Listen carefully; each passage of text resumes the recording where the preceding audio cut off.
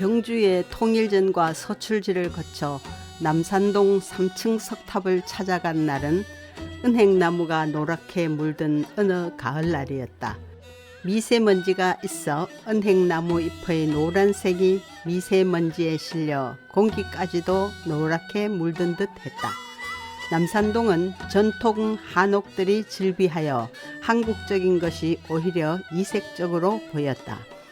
이런 동네 한가운데에 두 탑이 우뚝 솟아 있다.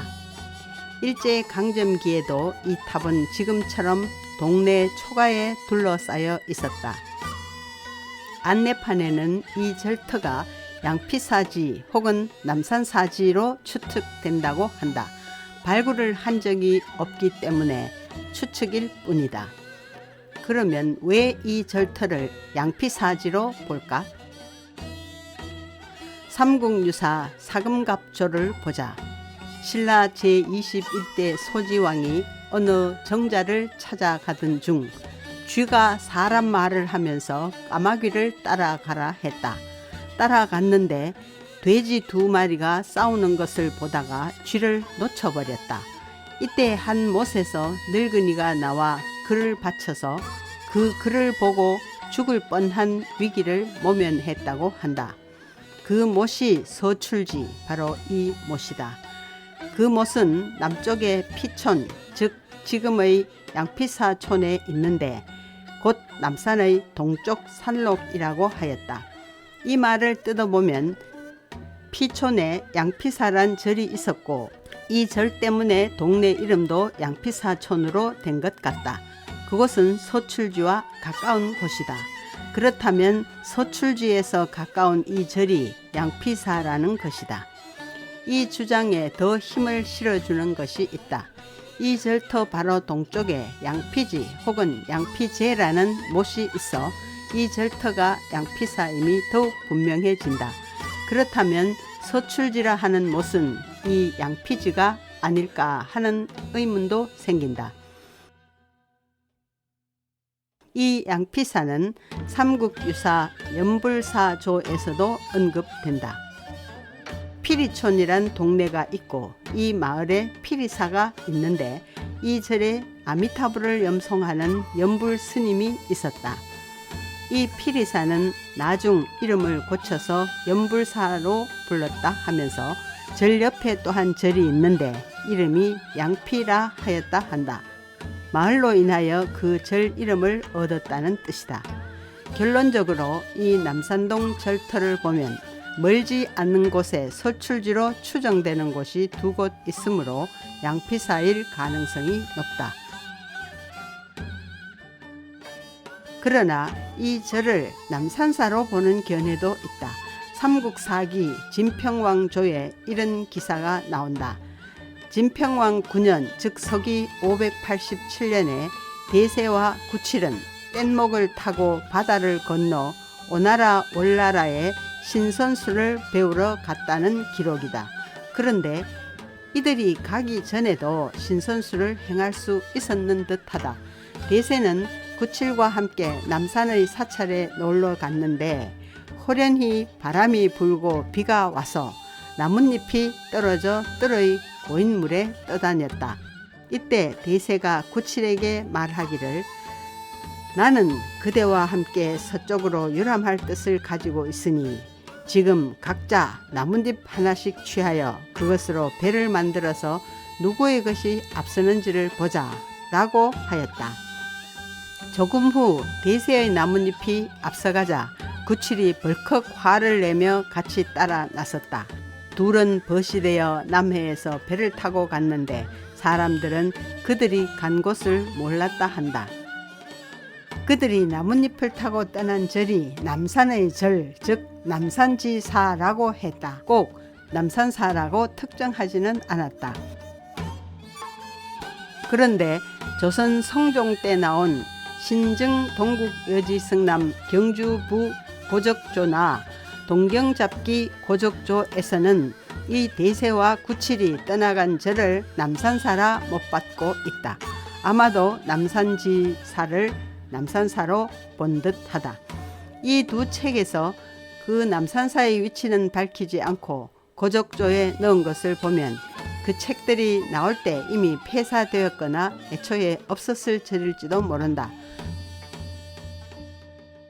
또 대세와 구칠이 남산사에서 출발한 때가 진평왕 9년 즉 6세기 후반인데 이 탑의 형식을 연구한 학자들은 이 탑은 8세기 말 이후에 세워졌을 것이라고 한다. 따라서 이 절은 대세와 구칠과는 관계가 없어 보인다. 이제 두 탑을 자세히 보자. 두 탑은 형태가 다르고 높이도 다르다. 아마 조성한 시기도 달랐으리라. 동탑은 특이한 모전 석탑의 양식을 취하고 있다. 탑의 토대가 되는 바닥돌을 넓게 이중으로 깔고 그 위에 잘 다듬은 돌 8개를 어긋나게 두 단으로 짜 맞추었다. 탑의 전형에서 벗어난 엉뚱한 데가 있지만 성돌 같은 투박한 멋에서 신선한 충격이 느껴진다. 이런 탑이 경주에 하나 더 있으니 서악리 3층 석탑인데 여기에는 이 기단부 8개 돌은 탑에 비해 월등히 크다. 개성에 갔더니 성균관 뒤뜰에 7층 모전탑이 있었다. 현화사 7층 석탑인데 모전을 우주와 탱주 사이에 끼워 넣었다. 서기 1020년에 건립된 고려때 석탑이니 이 탑의 전통이 그리로 이어진 셈이다. 이제 서탑으로 가보자. 상륜부는 노반만 남아있지만 균형 잡힌 단아한 탑이다. 우리의 눈길을 끄는 것은 기단의 한 면을 둘로 나누어 새겨 넣은 팔부 신중이다. 탑에 새긴 팔부 신중으로서는 이것이 효시라고 한다. 참으로 아름다운 통일신라 시대 부조가 아닌가. 적어도 1100년의 세월을 견뎠다. 마모가 적지 않다.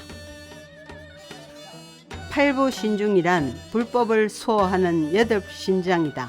원래는 인도의 반신이었으나 불교에서는 부처님의 가르침을 수호하는 임무를 맡고 있다. 이 8신들 중에는 선신과 성질이 고약한 악신이 있었으나 부처님의 설법에 감화되어 부처님이 설법할 때에 법회 자리를 수호했다고 한다. 우리나라에서는 무복을 착용하여 무장처럼 보인다. 또 이 탑에서는 모두 앉음새를 보여줘 상당히 전형화되어 있음을 알 수 있다. 우리나라에 들어오기 전에 이미 전형화되었으리라. 석굴암에서는 그들은 모두 서서 근무하며 인도와 동남아에서는 온갖 포즈가 다 있다. 남면부터 보자. 왼쪽 신은 아수라이다. 잘 보면 얼굴이 셋이고 팔이 6이지만 8인 곳도 있다. 우리말의 아수라장이라는 말은 이 신에서 나왔다. 혼란 상태에 빠진 현장을 일컫는데 힌두 경전에는 이 아수라는 끝없이 천과 싸운다. 그때 그들의 싸움터가 아수라장이다. 오른쪽은 건달바이다. 우리말의 건달이라는 말은 이 신에서 나왔다. 건달바는 사자탈을 머리에 쓰고 삼지창을 들고 있다.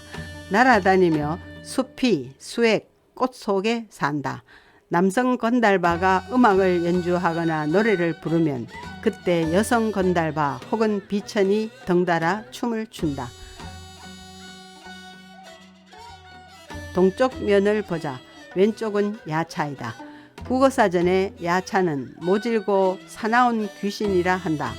인도에서 야차는 숲과 산에 사는 선신인 동시에 악신이다. 수호신 역할을 하지만 동시에 못되고 변덕스러워 황야에선 외로운 여행자를 잡아먹기까지 한다. 오른쪽은 용이다. 용은 머리에 용을 두르고 왼손에 보주를 들고 있다. 원래는 하계에 살며 반인 반사, 즉 반은 인간, 반은 뱀인 반신이다. 이제 북면을 보자. 왼쪽은 긴나라이다. 반인 반조, 즉 반은 인간이고 반은 새다. 음악과 영원한 사랑을 추구한다. 삼자의 개입을 허용하지 않는 둘만의 영원한 사랑을 하는 신이다.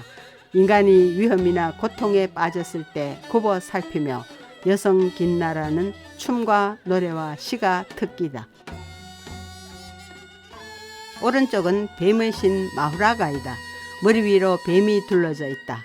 하체는 뱀이지만 음악의 반신이다. 앞에 나온 용이 코브라 신이라면 마후라가는 파이선 신이다. 모로 누우며 지구를 돌리면 지진이 일어난다. 마지막으로 서쪽을 보자. 왼쪽은 천이다. 천은 금강절을 들고 있다. 원래 인도 신화에서는 초자연적 존재로 선신인 천과 악신인 아수라 두 가지가 있었다. 그러므로 지금도 이 두 신은 끊임없이 싸우고 있다. 오른쪽은 가루라이다. 새의 신이어서 이 조각에는 입이 새의 부리로 되어 있다. 날개를 가진 인간으로 표현된다. 금시조라고도 불리는 수호신이다. 뱀이나 용을 잡아먹고 어디든 순식간에 날아간다. 인도, 인도네시아, 태국에서는 이 가루라를 국가의 상징으로 이용하고 있다.